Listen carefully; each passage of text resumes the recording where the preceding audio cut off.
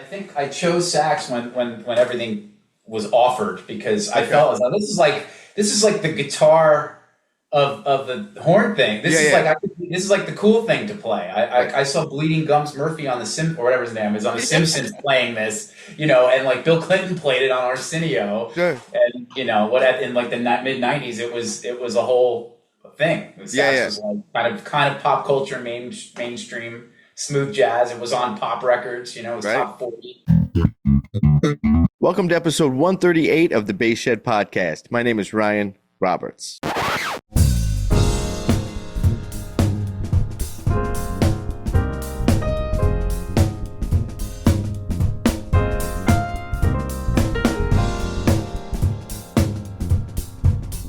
All right, welcome to all the new listeners. Please take a second to subscribe to the Bass Shed podcast wherever you enjoy listening to podcasts and get notified about new episodes that come out each week. LemurMusic.com. Everything you need for the double bass can be found at LemurMusic.com. Shop their inventory of bows, basses, rosin, practice accessories, parts for the double bass, whatever you might need, LemurMusic.com. Also check out their inventory of electric basses. Stop by LemurMusic.com. Use the promo code TheBassShed, all one word, for 10% off. Jerry Jamont, 15 Timeless Bass Lines, right? I've been talking about this book, and I will continue to talk about this book. It's a fantastic book that Jerry and I put together, 15 of his bass lines, quintessential bass lines I think everybody should know. I mean, they're woven into the fabric of American culture and American history and music history. They're fantastic bass lines, and there's two bass lines at the end of the book that are of Jerry's own compositions. Hot Southern Soul and City Blues, the bass lines there.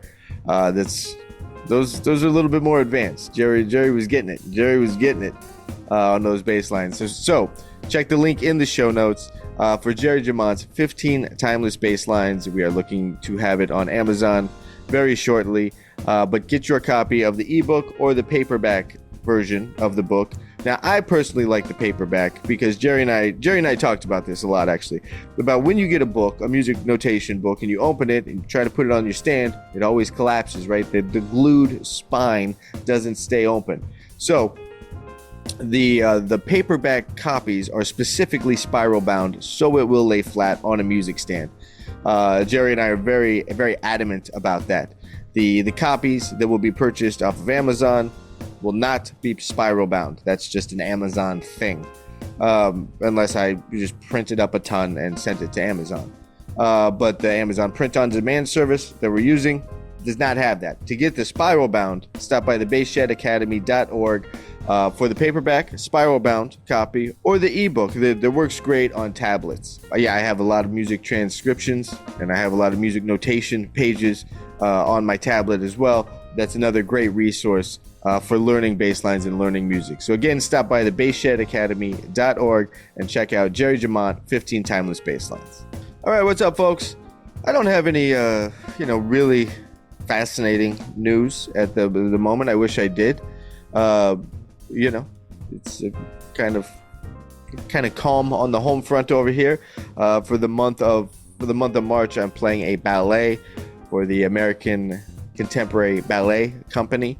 So that's been taking up a lot of time. It's kind of what I'm up to gig-wise right now, and as well as teaching over at Los Angeles College of Music and doing some coaching at some high schools. That's kind of what I'm up to, right? Like, I wish I had some new news that, like, I just played Madison Square or something. I didn't play Madison Square. Believe it or not, I would have talked about that one. I definitely would have talked about playing Madison Square. But now, while I'm thinking about this, right? If I were to play Madison Square, who would be the best act? Who would be the act I'd want to play Madison Square with? Either I could say any act because I just want to play Madison Square, or maybe there's a specific thing, a specific act I'd want to play with. Like, nobody comes to mind about like who I would like to play Madison Square Garden with. The Pat Metheny Group. I'd like to play Madison Square Garden with the Pat Metheny Group. That's who I would want to play with, actually. Yeah. So, if it ever works out, that I either get to play with Pat or that I get to play Madison Square Garden. I hope those two worlds collide. Other than that, there's not a lot of new news. I'm shooting some new video courses, finalizing the course, The Motown Sound, which is going to be a collection of not only Jamerson transcriptions, but also Bob Babbitt. And so for regular podcast listeners, maybe you heard the 2-episode tribute I did to Bob Babbitt with Bob Babbitt's brother and Bob Babbitt's son. That's because Bob Babbitt's brother had reached out to me. He saw some stuff I had online about Bob, and reached out to me, and they wanted to connect. And so I did a 2-episode mini series, I guess, about Bob Babbitt as a tribute to Bob Babbitt. So please make sure to check those out if you're interested in Motown bass players or Bob Babbitt. But this course I'm doing, the Motown Sound, it's going to be transcription-based learning, which is my thing, right? I'm a big advocate of that. So much of what we need to know, let's put it that way, so much of what we need to know about playing has already been documented on record. And to really absorb it, and to really absorb the feel of this music, the articulations, the humanity of playing music, things you don't get from a book, you have to go to the record. And so the Motown Sound, this course I'm doing, is going to be a collection of specifically that transcription learning from the bass players that created the Motown Sound. Obviously James Jamerson and Bob Babbitt. So we're going to take a look at each of their playing styles and how they different, the quintessential lines they developed, obviously what's going on. I love Jamerson's playing with the 4 tops. So we got Bernadette in there. It's the same old song. We have Bob Babbitt on Just My Imagination, Tears of a Clown, Mercy Mercy Me. So there's some transcriptions in there if you're interested in the Motown Sound, if you're interested in learning more about that style of playing. I hope you all check it out. That will be available at the bassshedacademy.org. All right, on the episode is Lawrence Haber. How did I meet Lawrence? I met Lawrence online. I met Lawrence online. And he's always been a strong supporter of the Bass Shed podcast and the Bass Shed Academy. And he had reached out to me, letting me know that he's got a new single out that he just recorded and released on YouTube. Check the show notes for that. I have links to all Lawrence Haber's information online that you can check out. Definitely check out his new tune, Gia. He sent me a copy of that, and I was listening to it. I'm like, yeah, man, that's cool stuff. Come on the show and let's talk about it. And so scheduling worked out. He did. And it was a great hang. It was absolutely great hang. Kind of an overview on Lawrence is a bass player living in Jersey and gigging around the New York, Philadelphia, New Jersey area. And he has his hands in a lot of projects. The projects include the Lawrence Haber Collective, which is pairing different musicians together, that maybe wouldn't have otherwise been on a gig together. I think that's a really cool concept. Lawrence is obviously a part of that, has his name on it. He plays in a yacht rock band titled Ready or Yacht.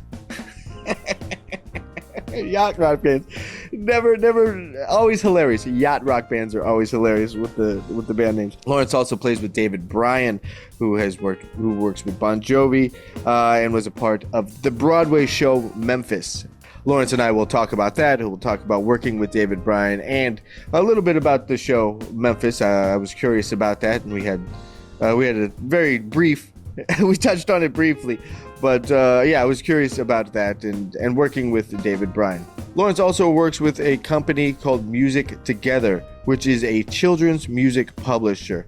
I think this is great. Lawrence and I definitely made a point to talk about this. I think this is fantastic about nurturing creativity in youth programs and things like that. Lawrence stays very busy doing a lot of things, and definitely check him out. Again, all of his links are in the show notes.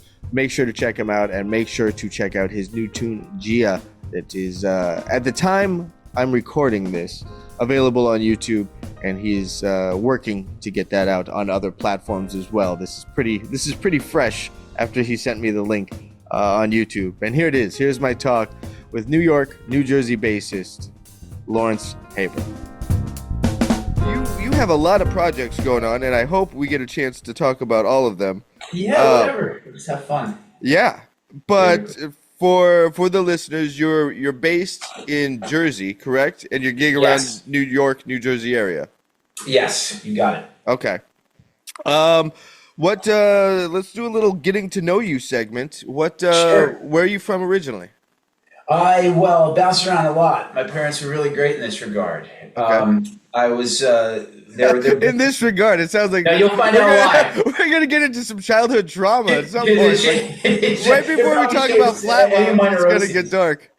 Well, it's actually funny. So my family are Brooklynites, Okay. and then New Yorkers, real native New Yorkers, and my pop's from Coney Island, my mother from Canarsie. Anyway, my dad's whole identity is based in Coney Island. That whole thing, that whole theme park world of the 60s and 70s. Anyway, so we moved out to Staten Island, which is a typical migration for New Yorkers in the 70s and 80s. So we were there for a bit, and then we came to Jersey, Central Jersey, to a town called Old Ridge, which is really blue collar. And that was elementary school. Then we moved, beginning of middle school, or whatever it's called, junior high, to another town called Sayreville, which is even more blue collar, like deeper blue collar. Okay. And then freshman year of high school, we moved to a real kind of white collar town named Alpin. So they decided to move me at the beginning of every new 4-year school cycle. Oh, wow. Which is awful. So I'm a native New Yorker. My parents are out here 40 years. They still have the accents. Okay. They're most New York people you could ever come across. But I consider myself a Jersey boy. Okay. Okay. Yeah. When did you start playing? Oh my God, 1998. So I would have been 15, 16 years old, something like this. Okay. Was bass the first instrument? No, saxophone in 4th grade, which was a train wreck. Once my parents they couldn't afford to rent it anymore, and that was the end of that run. So, and then, but bass was the first serious musical endeavor. You don't mind if I take a No. Cool. So started on saxophone. That's just I'm assuming general music in the school. You're playing in the band and playing some in the method book that has a couple ditties in there that you don't. Yeah, hot cross buns and whatnot. Right, plow through as a class.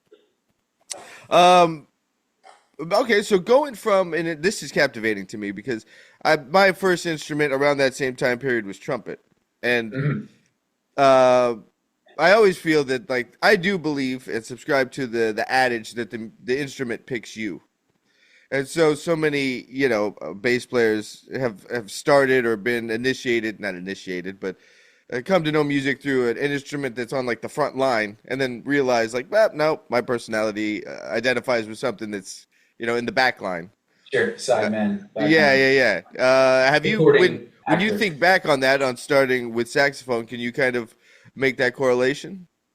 No, if I'm understanding correctly, the way it tracks is I think I chose sax when everything was offered because I felt as though this is like the guitar of the horn thing. This is like the cool thing to play. I saw Bleeding Gums Murphy on the or whatever his name is on the Simpsons playing this, and like Bill Clinton played it on Arsenio. Sure. And in like the mid '90s, it was a whole thing. Sax was like kind of pop culture, mainstream smooth jazz. It was on pop records. It was top 40.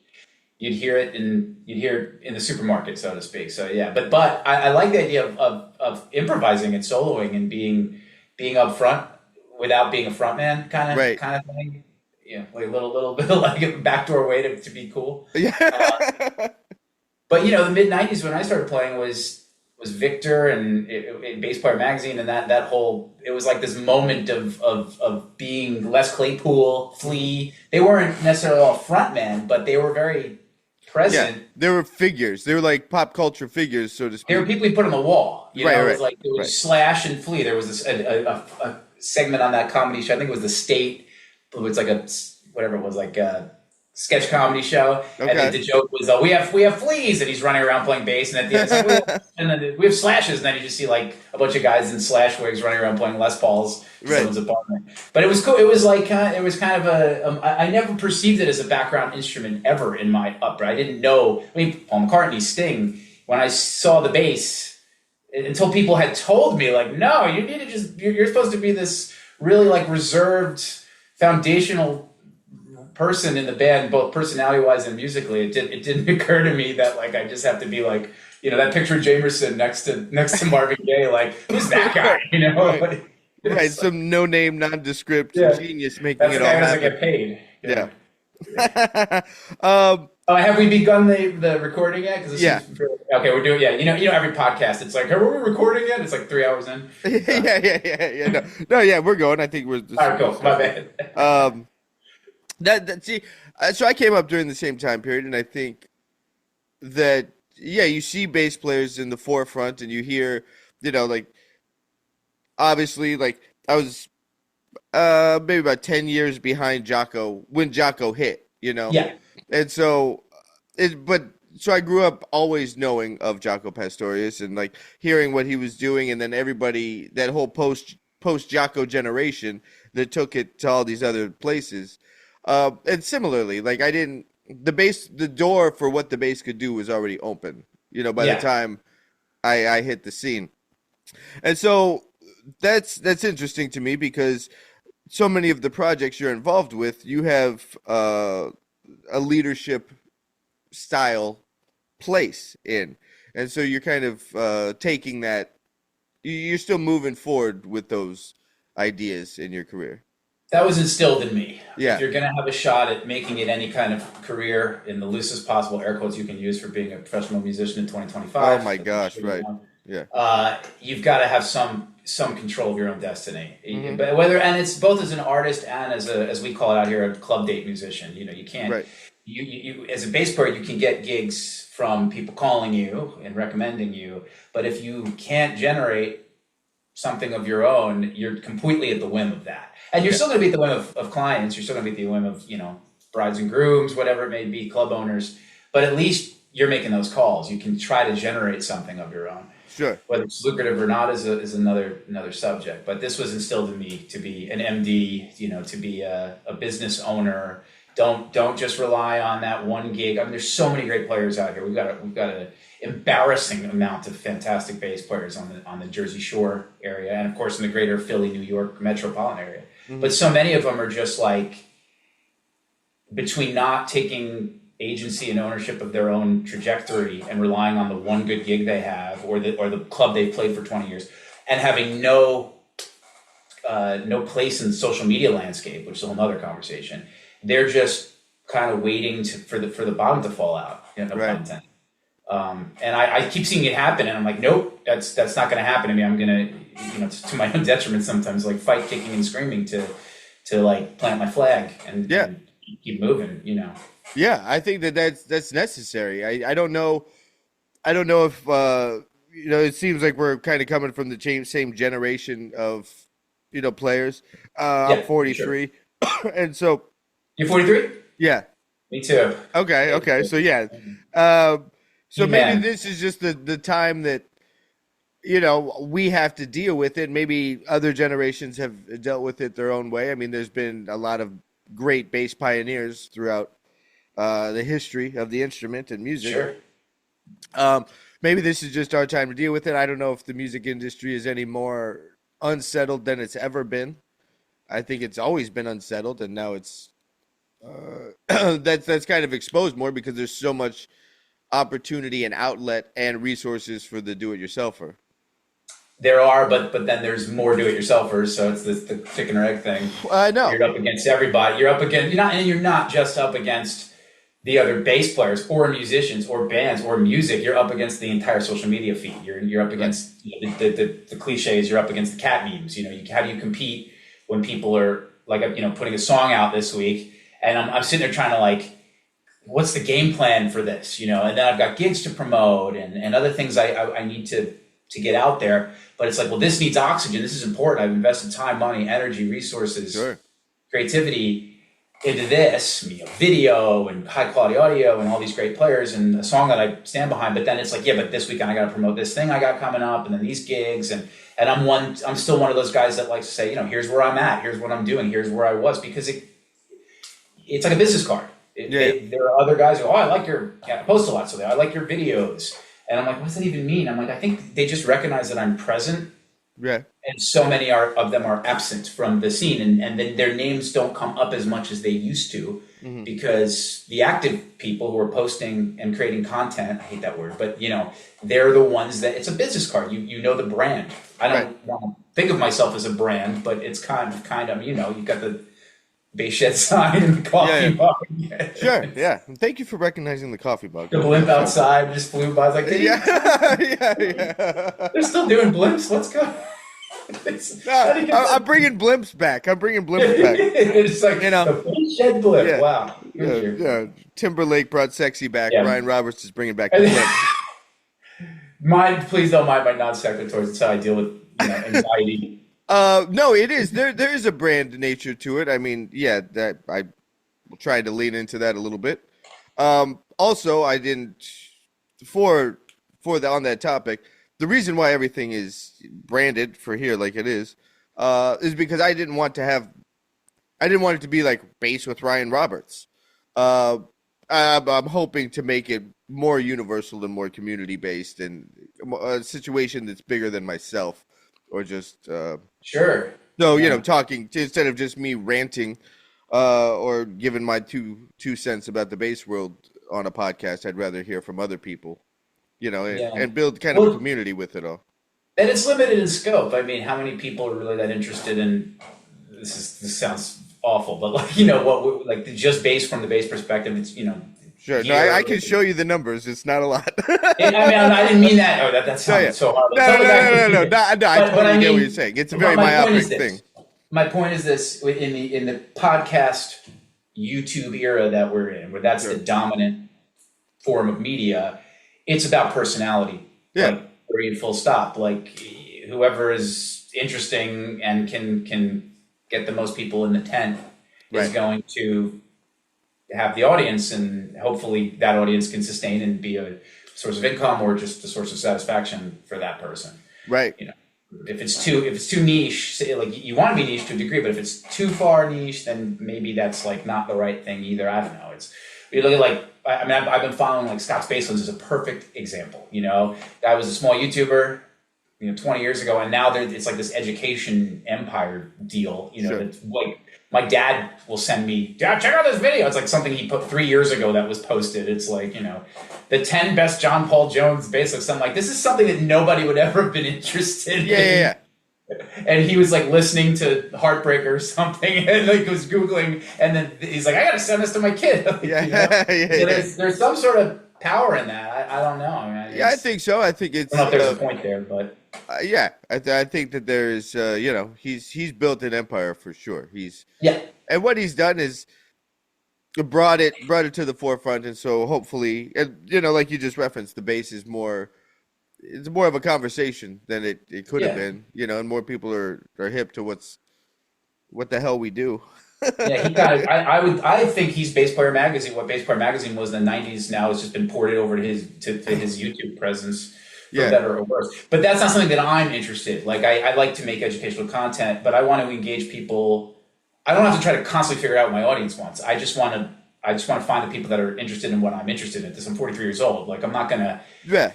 I like that perspective, and I remember talking to a friend of mine when all this was kind of getting going, and I was, like, what the hell am I doing? Like I'm dumping a bunch of time and effort and resources into trying to build a thing, and like. At the end of the day, who really cares? And my friend said something that was pretty poignant, which was like, man, you do. Yeah. And I'm like, okay. He's like, one, that's enough. And two, if you do, someone else will.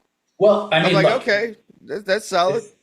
This is going to sound like brown nosing, but I think maybe it was Steve Jenkins or Hubert. I can't remember who you interviewed. It was like maybe 2 or 3 years ago or something, like post-COVID or maybe right before. I don't remember. Okay. And I was like, just looking for stuff and a podcast, or maybe it was Google. And I was like, oh, cool, another bass podcast. I'll check this out. And it was really good. You were very engaging, and it was whimsical, funny, biographical, but not like, so when did you start playing bass? So I was digging it. Then it became sort of appointment listening. Like, oh, this is in my feed, cool. And it's not like all the time where it's like, oh, he's putting out another one every day. So then you just like don't even listen to it. For me at least, you figured out like if there's 1,000 of me, then you're in good shape. Well, thank you. I think what you do, man. And you've always been a supporter of what's going on here with the podcast and the Bass Shed Academy, and. Thank you for all that. That means a lot. So let's talk about the projects you have. You have, and I will let you pick which one you want to Yeah. start with. So you have the Lawrence Haber Collective that you Yeah. run. You are part of a yacht rock band called Ready or Yacht, which ju- just as topic. I don't know if I We're on notice our it third more name, with. by the way. I don't know if it's. I notice it more with yacht rock bands or not, but they have the most creative puns It's for tribute ridiculous. bands. There could Yacht be an rock is. entire AI just to naming these bands. There's so many of them now too. You work with David Bryan, and David Bryan did worked on the Memphis show on Broadway, correct? Yeah, yeah. I mean, he's someone he tends to pop up a lot in our general region, and we end up on gigs together from time to time. And it's one of those things where he's like in the Bon Jovi world, and then there's like this whole these tentacles of Bon Jovi adjacent people Yeah. that all play gigs around here. Like I don't know if Hugh McDonald, he's a fantastic bass player by the way. I don't know if he's still in Jersey, but there's like Graham maybe from Joe Jackson is part of that circle, and then this cat Arna Went, who I play with from time to time, who's on my tunes. He plays in that circle. So David Bryan's like this kind of he's the one Bon Jovi member in Jersey. And for your audience listeners, there's Springsteen and Bon Jovi out here. That's like the two big. Yeah. That's our legacy in New Jersey. Now, But between the David two, Bryan is like is there a divide? Is it like a Beatles Stones thing? Like it's which camp you identify with more? no, it's honestly, I thought this was really cool. We have this big music festival here in Asbury Park, which is a whole scene called See Here Now. It's phenomenal. Like there's always a major act. Like I think one year they had like Foo Fighters, Pearl Jam. Last year Springsteen closed, and a bunch of local sort of more interesting, esoteric, artistic people will open. It's great. It's kind of the ideal thing you want. You want like a huge headliner, Yeah. and then local talent. Sure. And so someone had said last year when Bruce closed that it's Bruce's city. We're all just pretending like Yeah. he's the man around here. Yeah. And Bon Jovi's part of that, but Bon Jovi was like the local boy who I grew up in Sayreville where he grew up, and he's Okay. like the local boy who made good. And it's almost like people act like it was some kind of weird luck. Like he's the one that graduated and actually got famous. Yeah. But it's Bruce land. And the funny thing about David Bryan is he's just active. He's out and about. He'll show up at people's gigs. He sits in a lot. He throws cool parties and has musicians. He's a sweet guy. He's a sweetheart. So every now and then I'll end up on something with him. But he doesn't. To my knowledge, he's not doing a lot of like recording and releasing of anything at this point that I'm aware of. But whatever. How Yeah, much do you know about this this musical Memphis he does? Because I was friends with a singer, and her dad was Johnny Taylor. Okay. So like first dude to ever go Wow. platinum, signed on Stax. I think the single was it's either Who's Making Love or These Last $2. Okay. Yeah, I didn't really make sure I got those titles correct, but I know she was kind of involved with that because of her lineage, and there was like a Stax review. Is this Broadway show Memphis a bit of a Stax review? I've not seen the show. Okay. You're asking the wrong guy. Right. I'm just curious. I'll have I to thought dig in maybe you more know. on it. It's I think as far as I know, it's something adjacent to that. I mean, there's some of these Broadway shows now that are just kind of like loosely based on the music that's Right. within the the Right, so content. they don't have to pay licensing. Yeah, Uh, they're licensing and get the actual narrative correct and the characters correct. Right. Yeah. Another project you're involved with is a Childrick music publisher Yes. titled Yes. Music Together. So here we got 5. Which one you want to dig into? Let's Well, talk I would about. like to. Well, firstly, the most important thing to me right now is my own original material, and Yeah. I just released a single. That's right. Called Gia on Wednesday of this week, whenever this comes out. It's on great video we just put on YouTube. I'm real proud of it because I actually did the video editing, which I'm awful at. But I wanted to really go down this path of being an artist in my name, but the theory is right. Good, simple material that you believe in, and hire incredible players that you know. And I really wanted to cast it based on people that play really well and who are also just good people that I want my name Yeah, associated with, and yeah. Yeah, and I mentioned Arna, who plays with Bon Jovi's Kings of Suburbia, but he's just like such a well-rounded musician. He can play any style, and I like people like that. He's not stuck in one idiom, and my music is leaning that way in terms of the fusion that it represents. And then Connor McCarthy, who is a name I wish everybody knew. He is a brilliant guitar player. He kind of fuses the Schofield with the. Sometimes it gets a little bit. It can get a little Matheny, but it can go full on classic rock. Okay. Angus Young. He's got a concept. And that's the thing. I look for people when I'm doing original stuff that have a concept. There's a point of view. There's something they're going to bring. I can give them ideas, but then I know they're going to put it through this filter, and it's going to be like coming out. It's going to taste how I know they can cook. Right. And Connor's just fantastic. And then on this particular tune, the other player's Dan Perez. I think he's a Berkeley guy. I think he went to school at Esperanza and Hiromi or something. He's very like understated in that way. He'll just, you mention that like in passing, and I'm like, that's interesting. Yeah. But super humble. We met on a Neil Diamond tribute show like 15 years ago. Nice. What was the name of that band? Neil and the Diamonds. You can't make it up. It's really that music is no joke. Honestly, he wrote some weird pop tunes with some historical lyrics. So Dan's fantastic producer, and then my friend Duke Clement, who we have an interesting history, having played a lot of the Jersey Shore club date circuit, wedding circuit, bar band circuit together, and then wanting to kind of break out and become artists and really do it the right way, not compromise. And he took that step first, and he has some really great songs out.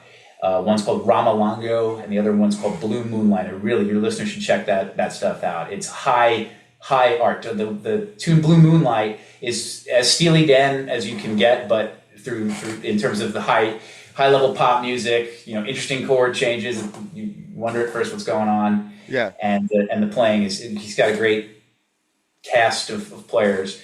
So that's like the through line is I don't want a band. I don't want, I hate clicks. I hate clickiness. I know it's unavoidable. It's just antithetical to my whole thing in life. And so I like the idea of casting, like Scorsese, like who do I want? Who do I know? Who can I try to get that I don't know that might be a little, maybe higher up on the food chain, so to speak. So that's out now. And, now, to circle back, you mentioned concept being important to you when casting or hiring or contracting musicians.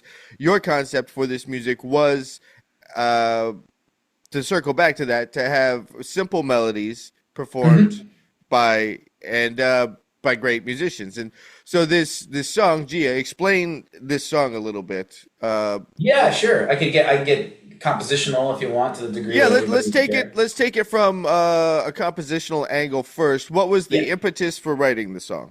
I love unrelated major chords. I just think it's one of those sounds that, especially on bass, if you do that like root 5/10 voicing that everybody, like the Thundercat voicing that's like all over the place. I was about to reference him. The voicing of the last 10 years. With the unrelated, and parallel major chords, Yeah, I just dig that. And, when you're doing that on bass, if you're into any kind of chordal thing, you can get that kind of, you're able to hammer on and pull off notes and get these suspensions, and you can do a lot within a little bit if you know your scales and whatever. I know you do, but just for listeners or whatever. Yeah. And so it's easy to write that way because you're in a little cell, you're in a little major area, and melodies kind of pop out. And then if you start moving things around, maybe you move the bass note around, or you go up or down or whatever, and the single bass note and then the one melody note are kind of counterpointing each other in different ways. You can start developing. So that's how that was kind of written. And then I was like, all right, I believe tempo is like one of the most underappreciated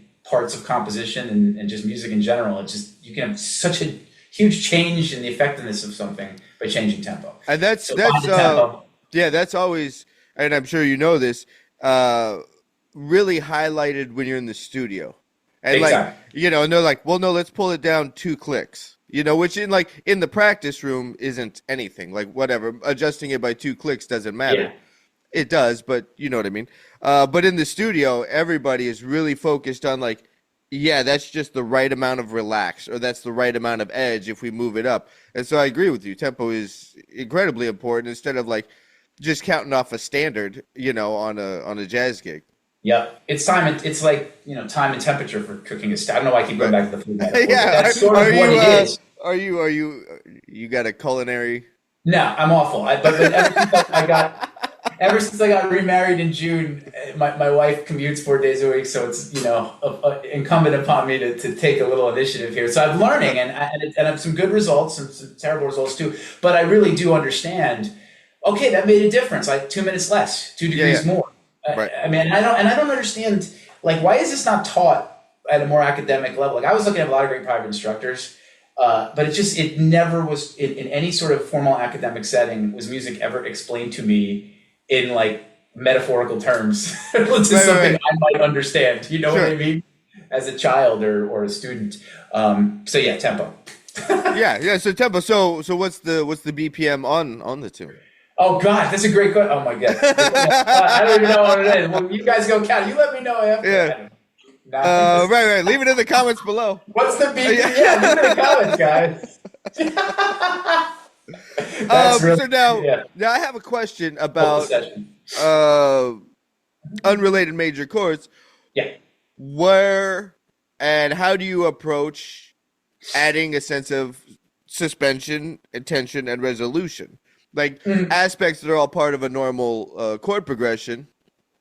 How are you going to get that without it just sounding like, I mean, a bunch of major chords will just sound very pretty, and if you want that peaceful mood to the piece, then there you go.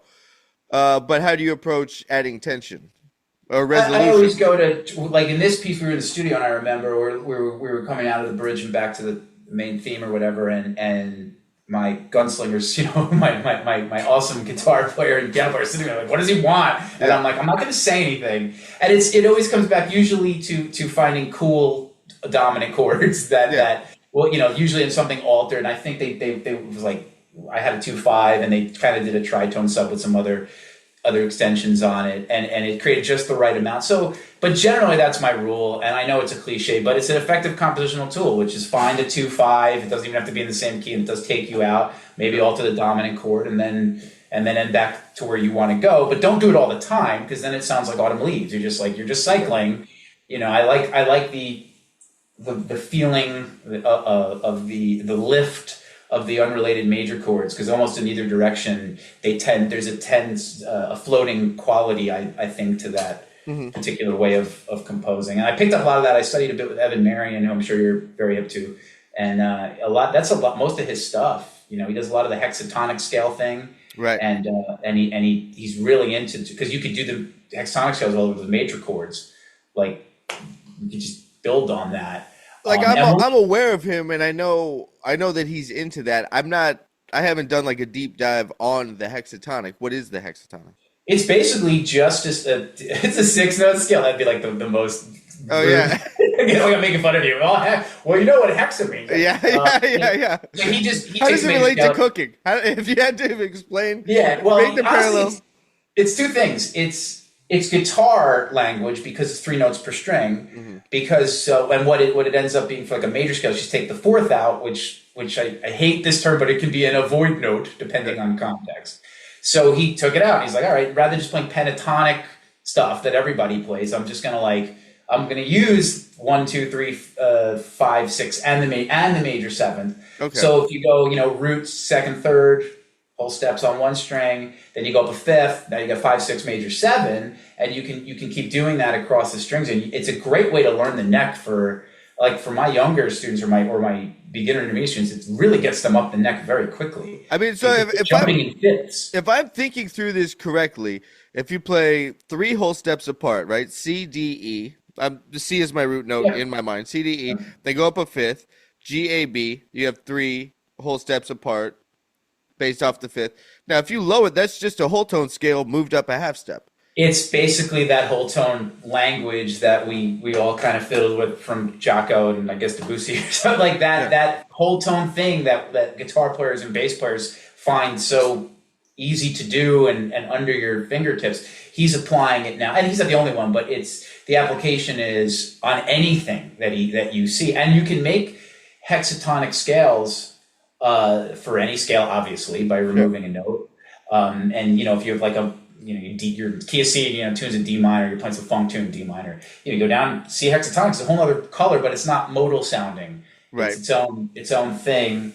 And what it lends itself is if you go up a half step in the middle of it, it sounds very unresolved, but it's so easy to just go back. So you can play those little side step lines, but they won't sound like da-da-da-da-da-da-da. Like it'll be a little more of your own thing. And then there's more.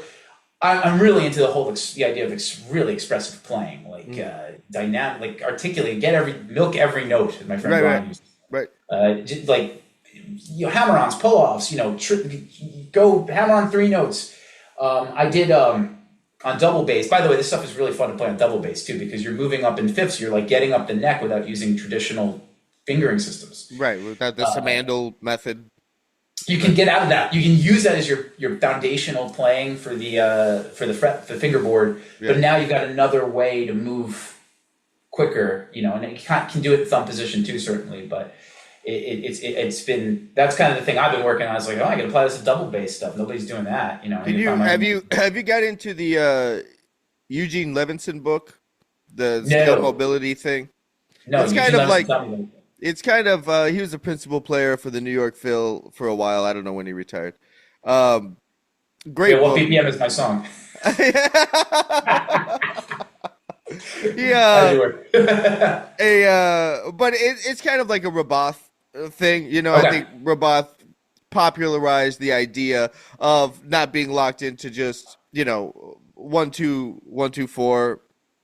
And like creating this stretch and a little bit more of a spider around the neck. And he's got this scale book with all these systems about where you cross strings in your scale patterns and stuff with these stretches. And it seems like being able to get some bigger intervals out per string or string crossing, like next adjacent string, would lend itself easy to just grouping 3 whole steps and then moving up a 5th and grouping 3. Yeah, it's really guitar stuff. If you think about how guitar players all their tricks are within like little 3 fret or 5 fret, I guess, stretches. Right. But they're able to play these 3 note grouping. Like Eruption is a good example. Sure. It's easy to do that with light strings and a smaller neck, but right. I was going to say it's also easier to do that on a 28-inch scale than it is at 35. We'll be back right after this.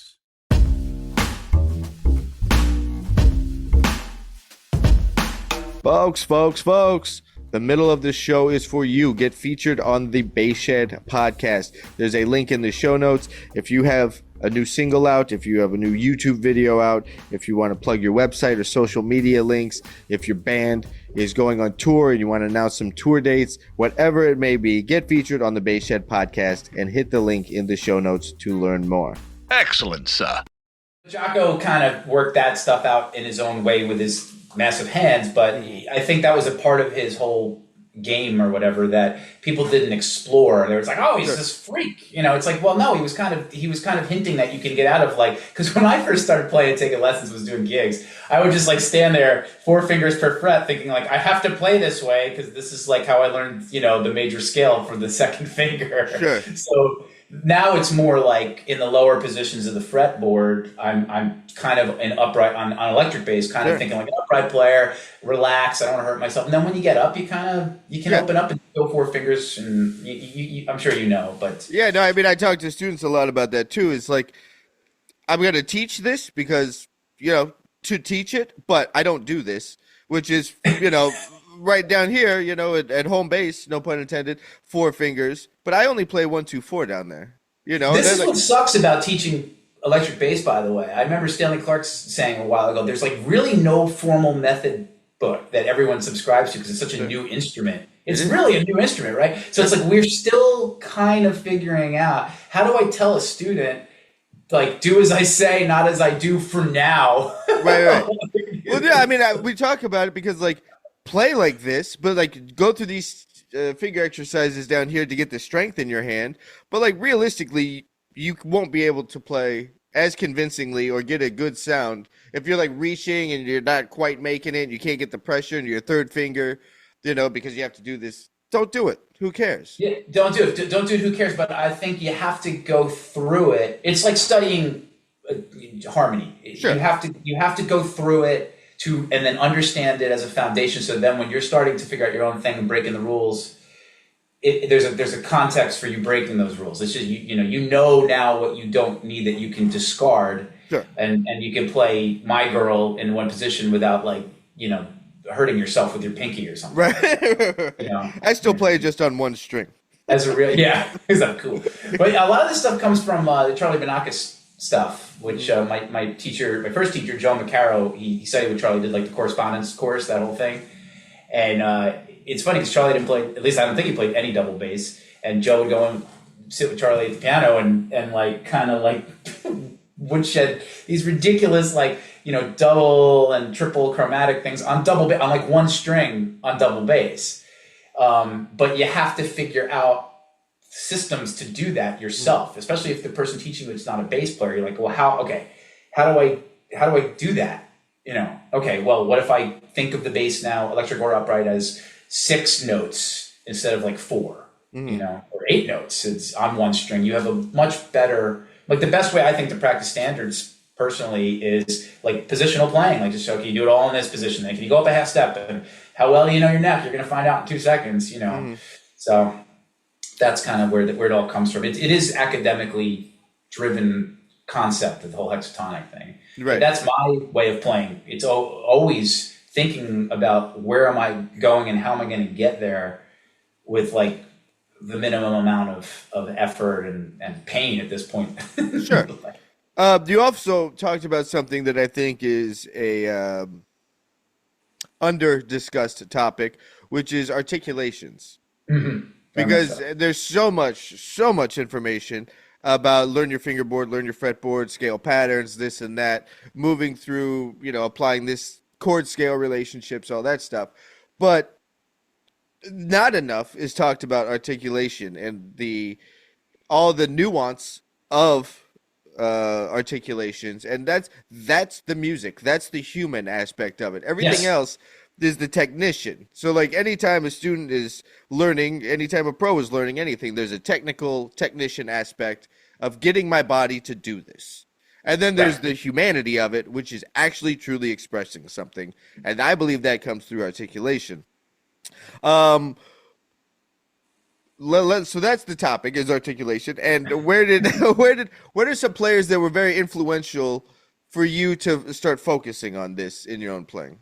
I'm going to go right to the person who I think represents this better than anyone on the scene today. And I think I feel like I'm setting this up like some dramatic thing, but but I do feel very strongly that this player, he sort of gave birth in a weird, perverse way to the chops bass culture that we have now, but also does it better than anybody because he's musical and expressive. And it's Hadrian.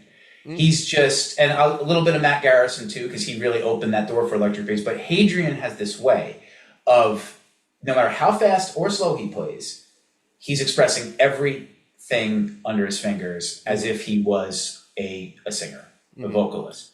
And there's breath in the phrasing. Yeah. And it's practiced and planned, but the way that it comes through is it sounds incredibly natural. Sure. Whether you like his music or his approach or not. And I just, listening to him more and more over the years, it just occurred to me, it's like, that's the special sauce here that he's got that I think, and I don't want to sound like the, get off my lawn guy, but like, this is the era of the Instagram or TikTok 20-second, which is awesome. I think it's cool especially when it's musical, but a lot of it sounds like pattern practice that is bumped up a lot, and that's hip and cool, but I know I can do that if I just spend enough time, stay pretty well hydrated, and don't hang out with my wife that often. But I can't be Hadrian. Right. Because he is a voice. You know what I'm saying? And guys who are more traditional, functional, let's call it bass players, not that he's not, because he lays it down in his own way just as well as anybody that I've heard for my money. But Jamerson had that too. Jerry Jamont, who I know you work with and know, you can right away. It's that thing. You know who it is right away, or at least who they're listening to.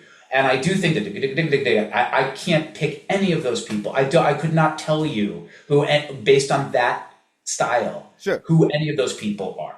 Right. So to me, this is going to be a very controversial thing to say. It's ultimately disposable because there's nothing beyond the stimulus of the 20-second impression.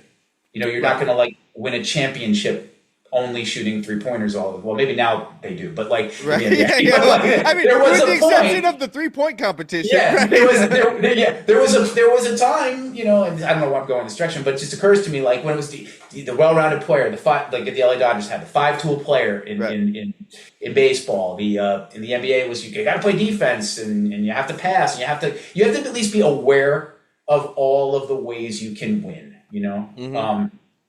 I think now there's a lot of just information out there in terms of actual playing that is and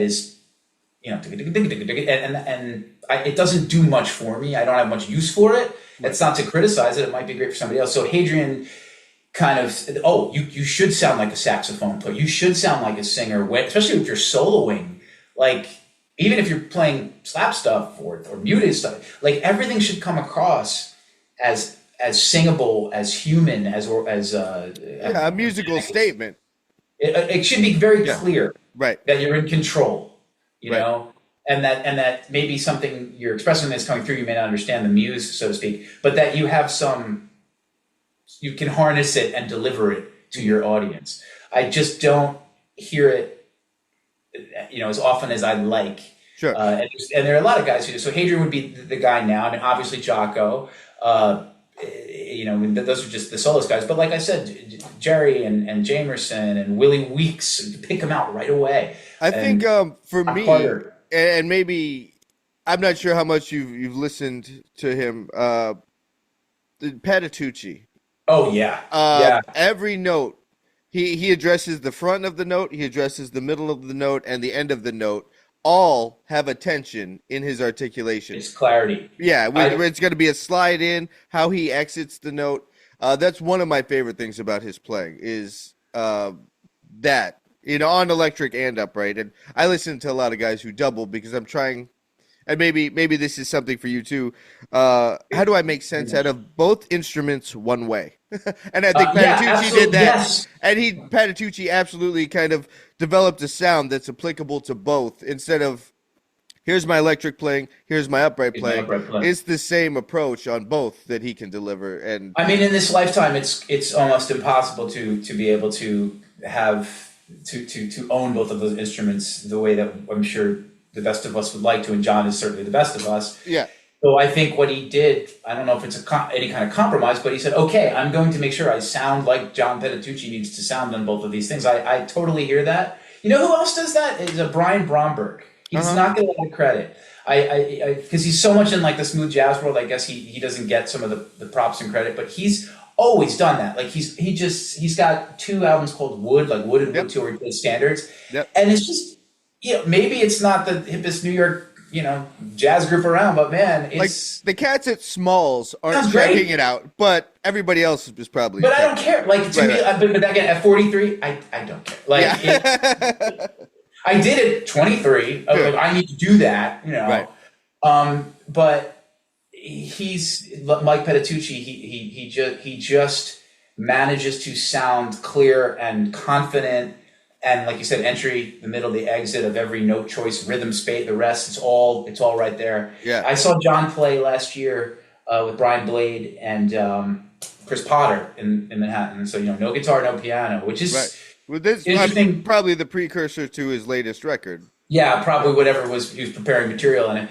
And Brian Blade was the revelation on that. We were at the Vanguard. That was like, talk about dynamic range. Yeah, I mean that place is a living room basically, and if I could have had him in my condo and he would have been whisper quiet and effective, and then when he was on fire, it would have been he really had it under control. And but watching John play and watching his left hand, seeing the way it was very inspiring. Yeah. some other projects. I want to make sure we get Segue to Yacht Rock. No, we're moving over Yacht Rock. I don't know if I can wrap my mind around like Brian Blade right to Yacht Rock. Yeah. Let's talk about the children music Yes. publishing company, Music Together. Yeah, that's been the day gig, and but I hate saying that because it's such a wonderful place.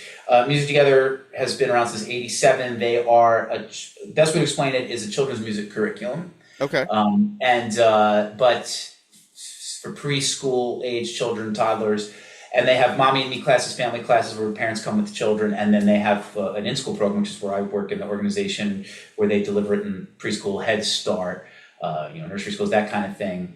But it's a beautifully put together curriculum, and the goal of it is to help children achieve what they refer to as basic music competency, which they feel is a birthright, that all children are musical, and they want to help them find accurate rhythm in their body and be able to hear a pitch and match it, that kind of thing, basic music competency. And it's an immersive experience where the music is of the recording. Like if they have a reggae tune, let's say, like the owner of the company will go to Jamaica, he'll listen, he wants to make sure it's authentic, and that the children, it's not children's music, because the belief is there's no such thing as children's music. It's just music. Right.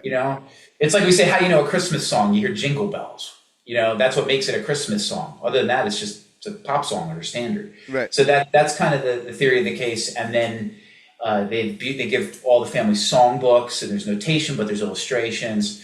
And so I'm blessed for many years of my life to work in that organization. And they have a studio on site, which is where I've been recording with my friend Articulation, who I need to shout out, who's a phenomenal engineer. And his kind of claim to fame is he plays handpans and composes around them in a really unique way. Okay. So, is that where you shot the video for? Okay. That was a good looking studio. Yeah, that's where we did that. Okay. Great studio, yeah. And he's a really great engineer and helped bring it to life. Nice. Yeah, now time for the Yacht Rock. Yeah, so it's been, being in this particular band has been very rewarding on several levels. First of all, it's my friend John Rogers, who's a real New York drummer, man. He lays it down. There's not a fill every 4 beats. I mean, it's just, he knows the parts. His time feel is great. His drums always sound great. And he's been on the circuit forever. And originally our keyboard player was Swang Stewart, who is in the Family Stone as the singing keyboard player, therefore he is Sly. Yeah.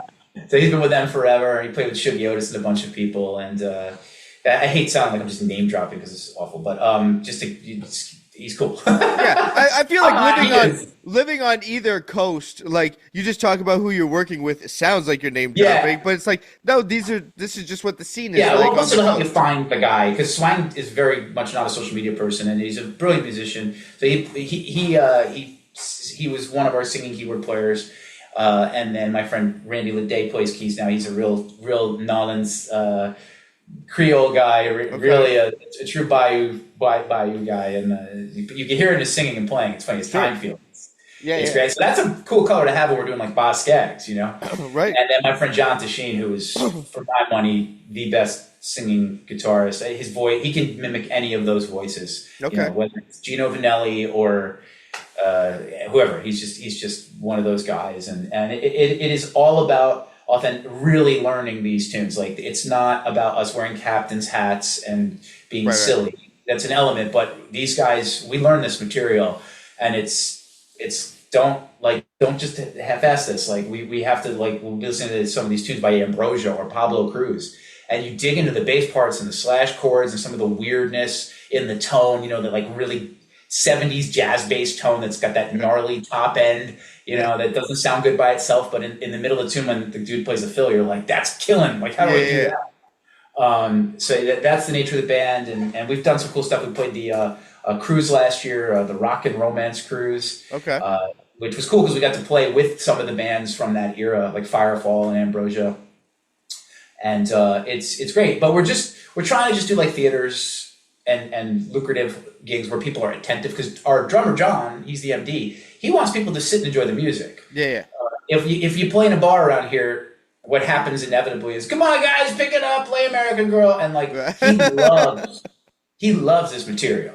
it's been his dream to do this kind of music before this term yacht rock. Okay. Sort of. So that was like a COVID era project where it's like, well, I guess now that we're all home, like once things open up a little, let's just get together and learn some of these tunes, see how it sounds. And it sounded fantastic. We've got a gig coming up in June at the Lizzie Rose Music Room here in Jersey, which is a great spot. And hoping to play the cruise again. But I'm digging into that material. Yeah. And having to sing and harmonize. It's a masterclass in being a Had you been singing bass player prior to this project? Is that something that was okay? But this brought it to another level where I realized how you got to have your act together. Right. You've got to know where you're going on the bass. Your time feel cannot suffer, and your vocals have to be on point. You can't miss your harmony because you're like looking for a note or you don't know it or whatever. So how has it changed your bass playing? More efficient. Okay. More efficient. You kind of know where the holes are on either end, where you can take a catch breath as a singer or play a fill, or you have to learn the part. But then there also is like, okay, the pulse of this tune is here and the kick drum is here. So like that's got to always be in my playing, no matter what if I'm singing, like I can't lose that. It's okay, if I can't do all my bass stuff, my little tricks or whatever. But your that hexatonics, but that has to be there the whole time. You can't lose that. That's been the most revelatory. I think that's the word. The best learning experience from being a singing bass player in that band.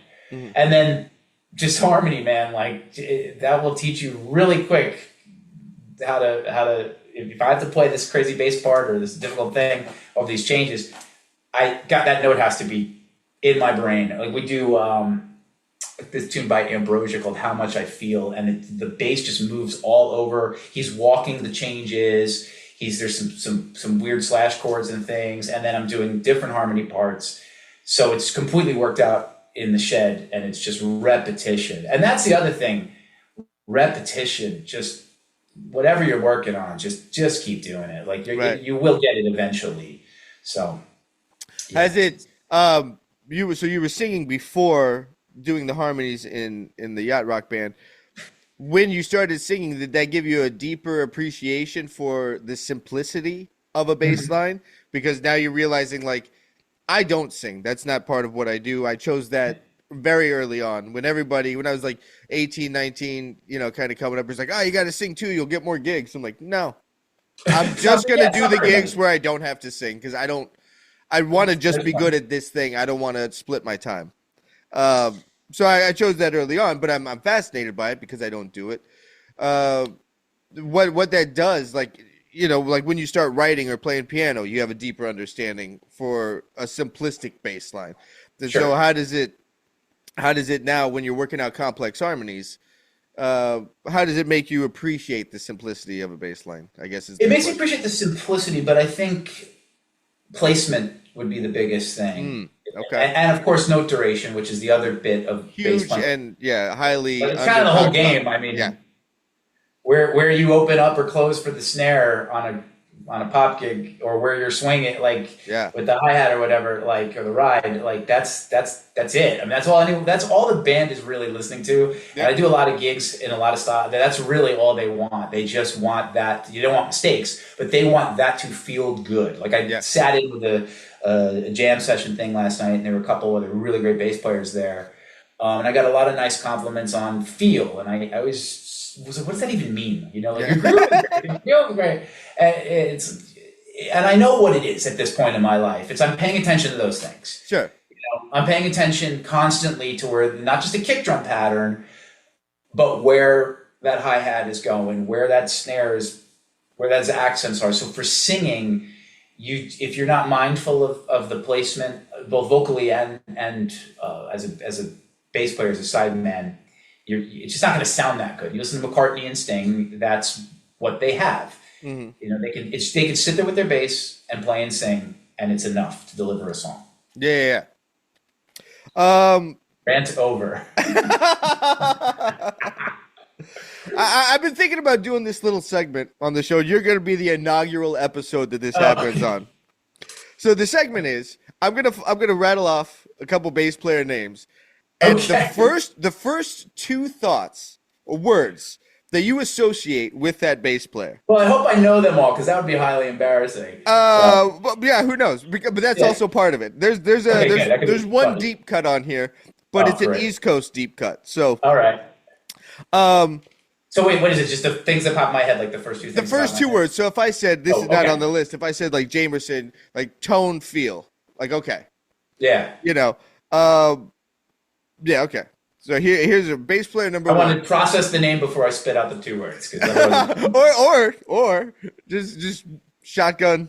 All right. Shoot from the hip. Shotgun's the funnier way to do it. Yeah. Let's go funny. And if so you don't, no matter what set, if the first two things that come out, you're like, oh man, I really don't want that to go public. Let me know and we'll cut it out. Go ahead. But this is, we're going without a net here.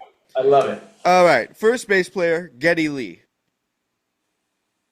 Singing. Okay. Growl. Growl, really?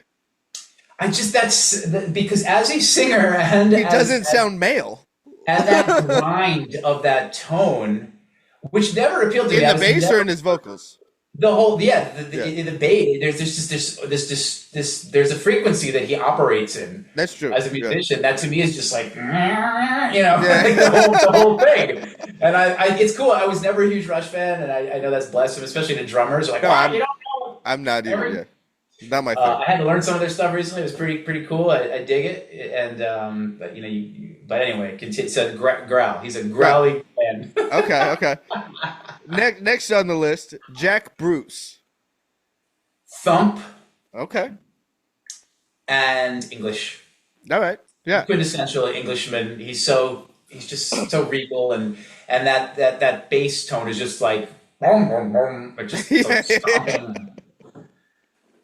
All right, here's the deep cut. Here's the New York deep cut. Mark Elias. Nothing comes to mind. I don't know the name. That's terrible. Okay. Mark Elias, I got hip to Mark Elias. He used to lead, I don't know if he still does, a trio called the Open Loose Trio with Tom Rainey and Tony Malaby. Okay. And so it's free music, and he's, I know he does a lot of things with ISB. He's art as art can be. It's fantastic bass player. Yeah, that's great. Something to check out and learn, and I will own not knowing the name. I probably have heard the name. Charlie Hayden. Simplicity and depth. Yeah, depth. It's crazy how much that guy could do with so little on an instrument that you often need to do a lot physically, mentally. Anthony Jackson. Everything. There's no other word. I don't think anyone figured out what could be accomplished in the role of sideman the way he did. Because one, he understood Jamerson. Like when I read Standing in the Shadows of Motown, I went through all those transcriptions as a kid, and I read his whole thing on how long has this evening train been gone, and he described it at this. It was an essay. The writing was gorgeous. His writing and his words. I was like, okay, this is heavy. And then to go through the recordings and go through the history, whether it was like, Steve Kahn or Chaka or, Michelle Camille, everything. All the music, all the styles, everything on the bass, the vocabulary, the intention, he is everything. He is what we should, I believe, all aspire to. Like that is what, at this moment in the game, I think he birthed the gospel chops style in a weird way too. The only other person that does that is Pino to that degree. But yeah, he's the guy. I would, if you had a gun in my head, that's number one. That's the guy. Yeah. Okay. Well, it's funny that you bring up Pino because while you're talking about Anthony, like those are all things I associate with Pino. He's not a band leader. He doesn't have his own project that he's launching or doing records with or touring with. But he's the sideman for basically establishing the neo soul genre with all these rappers and crossover kind of hip hop jazz artists, Jill Scott, Erykah Badu, blah blah blah. Yeah. So but then he'd play with Trent Reznor and The Who. And the Who. You know, like it's And the 80s fretless sound that was like the thing I grew up with that I was like, what? That's that guy too? yeah, he innovated so much and has been able to always be Pino while being literally from the whole gamut of. I feel like, in a way, this isn't a criticism. I'm trying to figure out how to make this point. When I listen to him, I feel like it's so beautiful and so deep that it is incredibly simple, which he's just making really good choices. It's informed by his experience and being around all these great musicians and being a smart player and an academic player. But he doesn't I don't think he overthinks anything that he's doing. I mean, if he does, you certainly don't see it. And it's not a bump set spike. It's not like here's an 8-bar.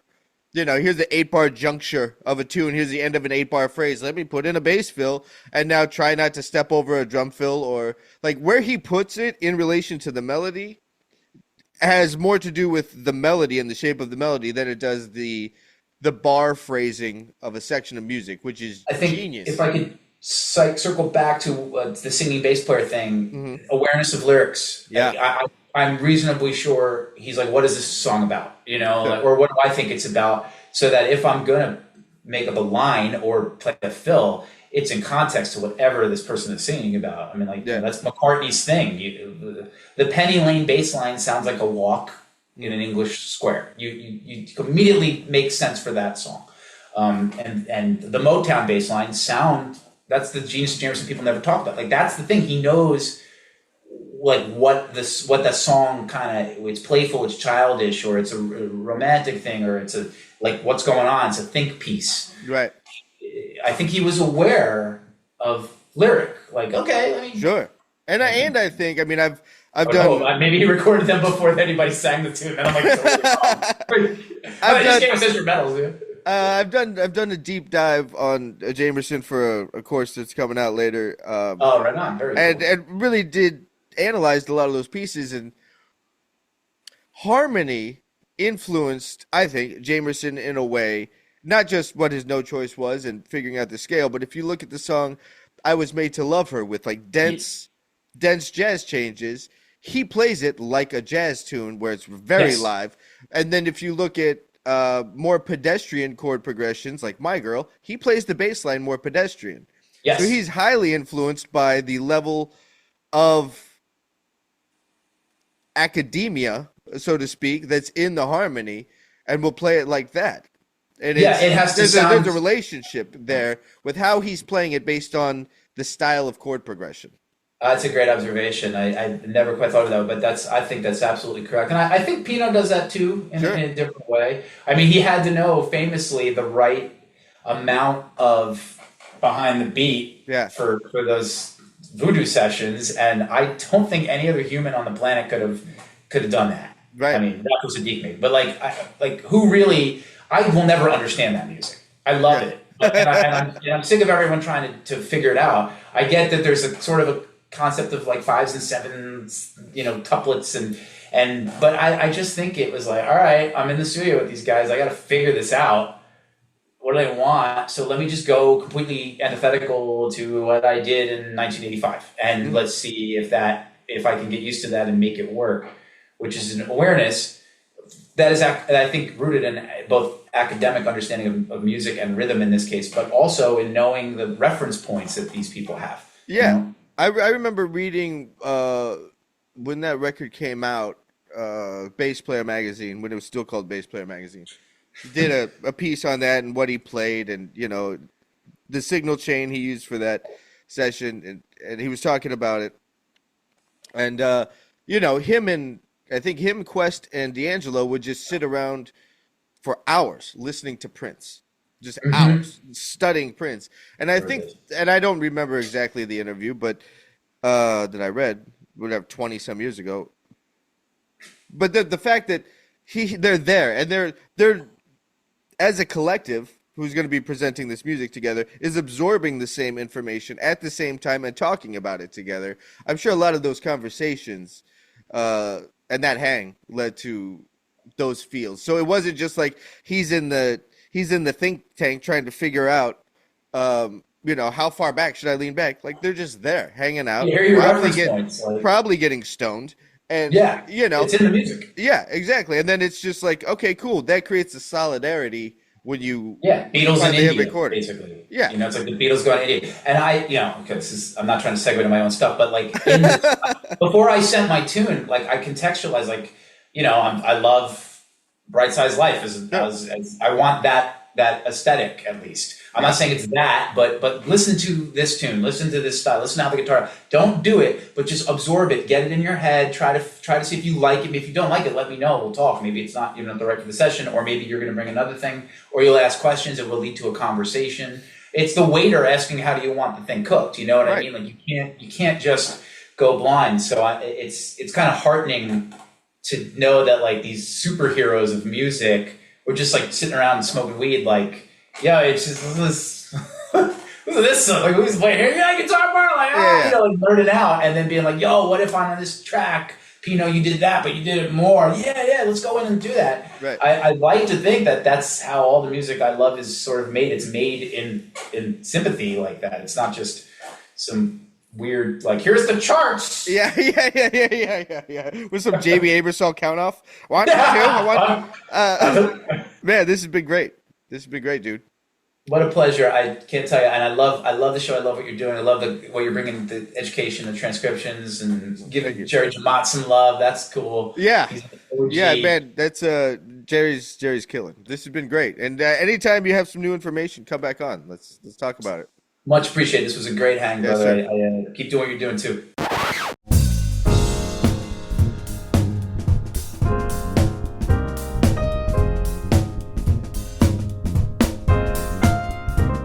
Yo, this is Craig Gash. Subscribe to the podcast. Follow us on the Instagram, the YouTube. Okay. Leave us a comment. All right. That was my talk with Lawrence Haber. Man, very cool time talking with Lawrence. He's well studied. Definitely knows the influence of so many different players, and he said some things in the interview that were really important to me. And he was talking about when he contracts, or to use his words, cast players for a session or a tune, to want them to have a concept, and I think that that's so important, that musicians always have a concept whenever you're approaching something, not just showing up and playing the tunes. What kind of concept can you bring to it that's new? Because at the end of the day, music is art, and art deserves to have a concept behind it. What is it you're trying to say with doing this? I love his focus and the attention he gives to that aspect of all the things he does, is having a concept for it. I think it's fantastic. And the concept he has for his own writing. Again, check out his newly released single, Aegea.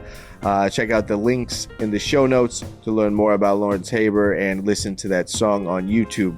All right, folks, that about wraps it up. For this one. I will catch you on the next one in a minute.